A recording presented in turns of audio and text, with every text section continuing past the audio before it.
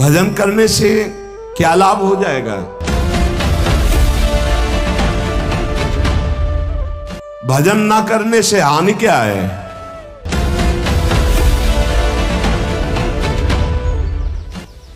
बहुत बड़ा स्टॉक जमा है पाप का।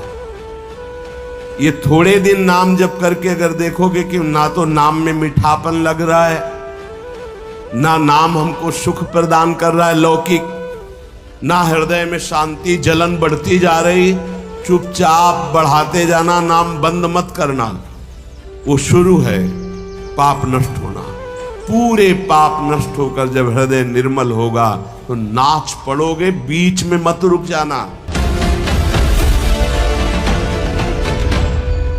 भजन करने के लिए जब कोई कमर कसता है तो पूर्व संचित पाप बाधा डालते हैं, पर जिसका दृढ़ संकल्प हो गया है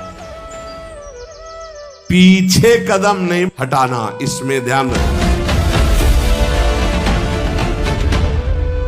जब प्रभु के लिए जीवन अनंत जन्मों से भटक रहे हो,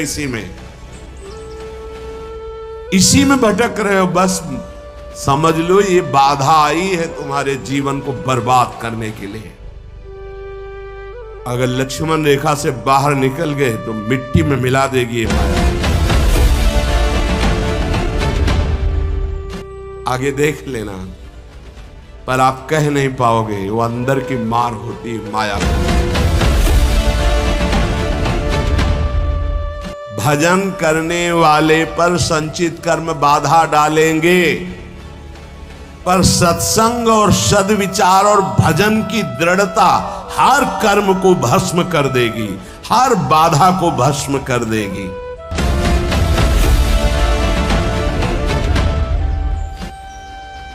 तुम्हारे जीवन में यदि किसी संत का संयोग है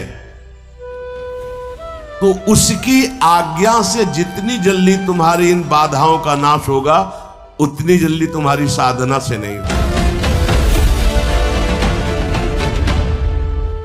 यहां तक कि भगवान से भी बढ़कर भक्तों की संग की महिमा बताई गई। जिसका संतों से प्रेम हो गया तो और कोई साधन बने ना बने। प्रेम का मतलब हमारा तो हिम्मत नहीं, हमारा तो मन नहीं, पर हम अपने गुरुदेव को दुखी नहीं कर सकते। हमारे चाहे प्राण निकल जाए, संतों का प्रेमी होता है, भगवत प्रेमी होता है। जो भगवत प्रेमी होता है तो मूर्छावस्था में भी भगवत स्मृति रहती है। अब उसका मनुष्य जन्म कैसे हो जाएगा?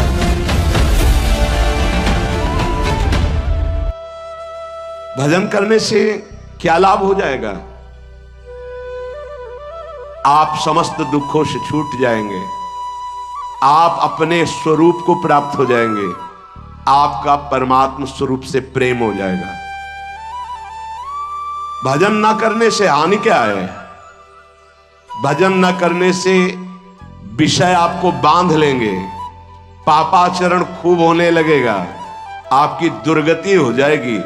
दुख, अशांति, चिंता, अवगुण और अभाव और दुखिया स्वभाव, ये सब भजन ना करने पर प्रकट हो जाते हैं। देखो बड़े दुखिया स्वभाव है, पर रोते ही रहते हैं, दुख ये वो ऐसा विषय बांधे हुए हैं। महाराज पाप तो सबसे हो रहा है, फिर कहा गया पापवंत कर सहज स्वभाव, भजन मोर ते भाव न काऊ। उससे भजन कैसे बनेगा जब पाप बन गया है? भैया ये लाला बहुत कृपालु है, प्रभु बहुत कृपालु है। यदि तुम भजन की सोचोगे कि अब मुझे भजन करना है तो पाप नष्ट होना शुरू हो जाएगा। ये बड़े कृपालु हैं। अपिचेत सुदुराचारो भजते माम अनन्य भाग, साधुर्य समंतव्य सम्यक व्यवसिता हिस्सा। महान दुराचारी भी सोच ले भगवान के सिवा मेरा कोई कल्याण नहीं कर सकता, बस मैं उसे महात्मा बना दूंगा। जिसने इस संसार को बनाया वो बड़ा कृपालु है, करुणामय है। चिंता न करो, यदि तुमसे पाप बन गए हैं, भूल हो गई है, तो प्रभु का नाम जपने की सोचो केवल, तो पाप नष्ट होना शुरू हो जाएंगे। और नाम जब शुरू किया तो वो अवश्य, पर ध्यान रहे बहुत बड़ा स्टॉक जमा है पाप का।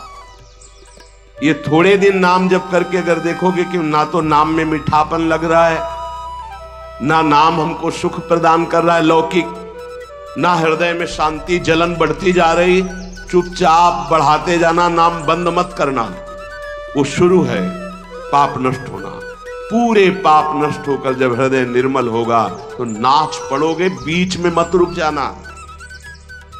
बीच में जलन पैदा करेगा, बड़े अंदर आपको ऐसे लगेगा कि बहुत ऊबन हो रही, नाम नहीं करना और सब कुछ कर लेना, ये आपको मन प्रेरित करेगा, आप नाम पकड़े रहिएगा। तो नाम जप और सत्संग में कौन श्रेष्ठ है? नाम जप में और सत्संग में कौन श्रेष्ठ है? भैया सत्संग से नाम जप में प्रीति होती है और नाम जप करने से सत्संग समझ में आने लगता है। दोनों एक दूसरे के पूरक हैं। साधन को हरिभजन है कै सत्संग सहाय। सत्संग से नाम जप में रुचि होती है और नाम जापक ही सत्संग के सही अर्थ को समझ पाता है, सही लाभ को ले पाता है। तो महाराज हमारा कहने का मतलब कि भजन में अधिक समय लगाना चाहिए कि सत्संग में? तो जो नया साधक है उसे अधिक समय सत्संग में देना चाहिए। वाणी पाठ, शास्त्र स्वाध्याय, सत्संग में बैठा, ये सब सत्संग के अंतर्गत आता है। और जो अनुरागात्मिका भाव को प्राप्त हो चुका है उसे थोड़ा समय सत्संग में और शेष समय एकांत में व्यतीत करना चाहिए, आंतरिक चिंतन। जैसे जब भाव का प्रादुर्भाव होता है तो फिर किसी शास्त्र के स्वाध्याय की रुचि नहीं रह जाती, क्योंकि निश्चय हो चुका है ना, लक्ष्य निश्चय हो चुका है, अब कुछ जानना है नहीं, बस अपने प्रीतम की लीला संबंधी, रूप संबंधी बातें, इसके बाद अब कुछ जानना नहीं, क्योंकि और कुछ पाना नहीं, और कुछ करना नहीं। अनुरागात्मिका भक्ति जब हृदय में बढ़ती है तो फिर इष्ट मिले और मन मिले, मिले भजन रस रीति, बस उससे चर्चा हुई और पूरा जीवन, पूरा समय एकांत चिंतन में, आंतरिक चिंतन में। शास्त्र और लोक व्यवहार ये सब अनुरागात्मिका भक्ति वाले को फिर आगे चलकर रुचते नहीं है, कुछ अच्छा नहीं लगता। अगर ये सत्संग न करना हो तो समय ही नहीं है ना, इसके लिए अंतर की वृत्ति को छोड़कर बाहर आना पड़ता है। कोई शास्त्र, कोई लोक व्यवहार, ये सब उसके अंदर नहीं रह जाता जो अनुरागात्मिका भक्ति का उपासक होता है। जो प्रेम लक्षणा भक्ति का उपासक होता है, विविध शास्त्रों का स्वाध्याय करना, विविध प्रकार की वार्ता सुनना, ये उसका स्वभाव नहीं होता, उससे मन हट जाता है। बस आराध्य देव की वार्ता, आराध्य देव की सेवा, आराध्य देव का मंत्र, आराध्य देव का चिंतन, समिट गया। बाबा भजन करने में ये संचित कर्म बहुत बाधा देते हैं। क्या ये बात सही है कि जैसे भजन में लगे तो कहो इतनी प्रतिकूलता आ जाए, इतना दुख आ जाए कि आपका भजन छूट जाए? हां, भजन करने में संचित कर्म बाधा पहुंचाते हैं, पर दृढ़ता यदि है तो बाधा कुछ बिगाड़ नहीं पाएगी, आगे बढ़ जाएगा, बाधाएं नष्ट हो जाएंगी। प्रायः यदि गुरु वचनों पर दृढ़ नहीं है तो फिसल जाएगा और बाधा गिरा देगी। पूर्व के पाप, पारिवारिक मोह, विषय भोगों की इच्छा, कहो ऐसा अपमान का वातावरण कि तुम्हारा उपहास हो, तो लगेगा कब तक सह, छोड़ो यार, वो बाधाएं उसे परास्त कर देंगी। बाबा कह रहे हां, भजन करने के लिए जब कोई कमर कसता है तो पूर्व संचित पाप बाधा डालते हैं, पर जिसका दृढ़ संकल्प हो गया है, पीछे कदम नहीं हटाना, इसमें ध्यान रखना, पीछे कदम नहीं हटाना, इतनी सीख ले लो जितनी माला में पहुंचे उससे नीचे नहीं उतरना, जितना पाठ में पहुंच चुके उतना पाठ करना, जितना त्याग में पहुंच चुके उतना कदम मजबूत जमा लेना, पीछे मत हटना। हर बाधा आपको आगे बढ़ा देगी, पीछे नहीं हटाएगी। बाधा तो आएंगी, आती हैं, बड़े बड़ों के जीवन में आती हैं। देखो ना, राधा बाबा अनुष्ठान में बैठे तो पैर फिसला, टूट गया, अंग टूट गया। ये पूर्व संचित कर्म जो हैं, पाप कर्म, ये बड़े बड़ों को बाधा पहुंचाते हैं। बस दृढ़ता होनी चाहिए। संचित कर्म दृढ़ भाव वाले साधक के जीवन में कभी बाधा नहीं पहुंचा सकते। ये बातें पकड़नी चाहिए, नहीं प्रायः फिसलन हो जाती है। भजन करने वाले उपासक को इतना दृढ़ हो जाना चाहिए कि अब चाहे प्राण निकल जाए, अब मैं रुकूंगा नहीं, इस मार्ग को छोड़ूंगा नहीं, अब जो होगा देखा जाए, कोई बाधा नहीं परास्त करेगी। एक कदम कदम पे बाधा आती, कदम कदम पे, क्योंकि पूर्व पाप बख्शेंगे थोड़ी आपको, वो तो आपको गिराना चाहेंगे। अगर भजन चल रहा है, नियम ले लिया, गुरु वाक्यों पर चल रहे हो, तो वो खुद नष्ट हो जाएंगे, क्योंकि असत कर्म है वो। ये सत है, सत को कोई काट नहीं सकता, सत को कोई गिरा नहीं सकता, पर बाधा आएगी। रुकना नहीं है, झुकना नहीं है, टूटना नहीं है, पक्का। ये रोज सत्संग में सुन रहे हैं, मानो आपको रोज वो युक्तियां मिल रही जिससे आप आगे बढ़े। इसमें दृढ़ता के लिए सबसे पहला सत्संग है। पर यह है कि कुसंग भी बहुत जोर का होता है। यद्यपि सत्य के आगे कुसंग क्या है, पर आपको परिणाम में अगर बताएं तो 10 साल का सत्संग और 10 दिन का कुसंग, इतना प्रभावशाली। तो आप कहेंगे फिर सत्य का इतना धीमे प्रभाव पड़ता है। इसलिए कि बहुत जन्मों से हमारी इंद्रियां और सब कुसंग में राजी रही है। जैसे इस बिल्डिंग को बनाने के लिए कितने महीने लगे होंगे, लेकिन इसको गिराने के लिए दिन चाहिए, केवल 1 दिन, 2 दिन, 3 दिन। बनने में वर्ष लगे होंगे। ऐसे ही साधना की ऊंचाई पर चढ़ने में समय लगता है, सत्संग की बातों को जीवन में उतारने में समय लगता है, लेकिन भ्रष्ट होने में नहीं होता। 5 मिनट में भ्रष्ट हो जाओ। सत्संग,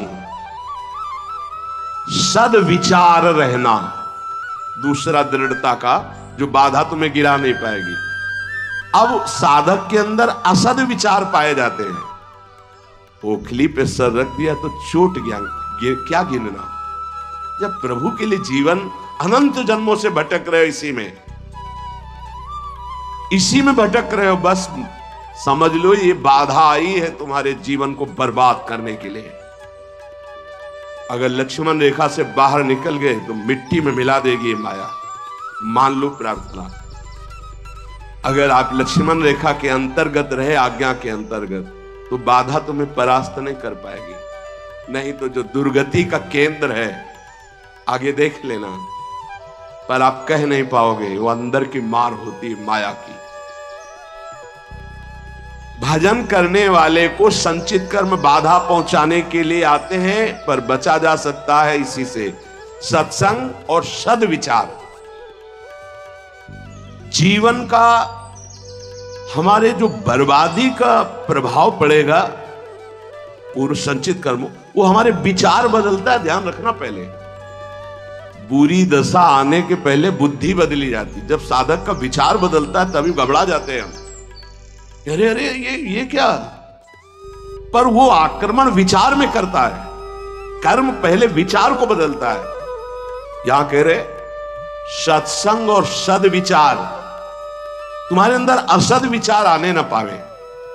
हे, कौन से मन से तुमने हां कहा, कौन से मन से तुमने भगवत मार्ग में उत्साह बनाया, कौन से मन से तुमने संसार से बैराग लिया। अब उस मन को क्यों भूल गए, दूसरा मन कैसे आ गया। मतलब पूर्व संचित पाप कर्म तुम्हें गिरा रहा है और तुम गिर रहे हो जानबूझ करके, पर हाथ नहीं पकड़ोगे तो गिर जाओगे। हाथ पकड़ाने का मतलब कि मेरे मन में तो आ रहा है कि मैं ऐसा कर लूं, पर आपकी क्या आज्ञा है। बिल्कुल अवसर नहीं देता साधक, आपकी क्या इच्छा है अवसर नहीं देता। सीधे बात, मैं ये नहीं करूंगा, मैं ये ऐसे मैं तब हंसी आती है।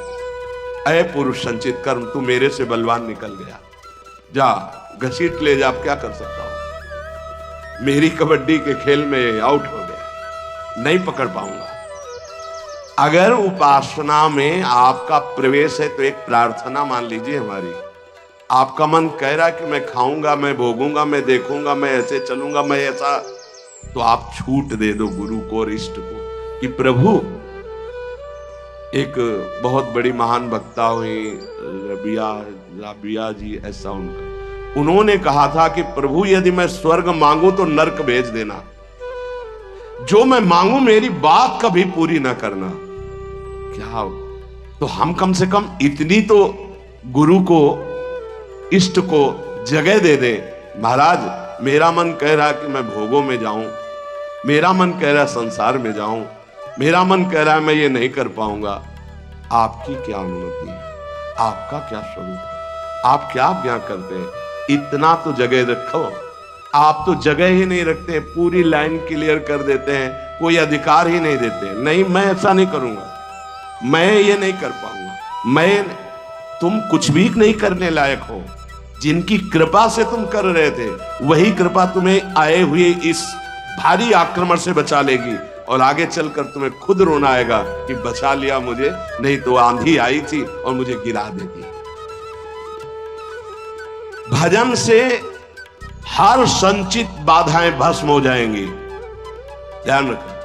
भजन करने वाले पर संचित कर्म बाधा डालेंगे, पर सत्संग और सद्विचार और भजन की दृढ़ता हर कर्म को भस्म कर देगी, हर बाधा को भस्म कर देगी। तुम्हारे जीवन में यदि किसी संत का संयोग है तो उसकी आज्ञा से जितनी जल्दी तुम्हारी इन बाधाओं का नाश होगा, उतनी जल्दी तुम्हारी साधना से नहीं होगा। इसलिए भक्तों के संग की बड़ी महिमा बताई गई है। यहां तक कि भगवान से भी बढ़कर भक्तों की संग की महिमा बताई गई। मोरे मन प्रभुवश विश्वासा, राम ते अधिक राम कर दासा।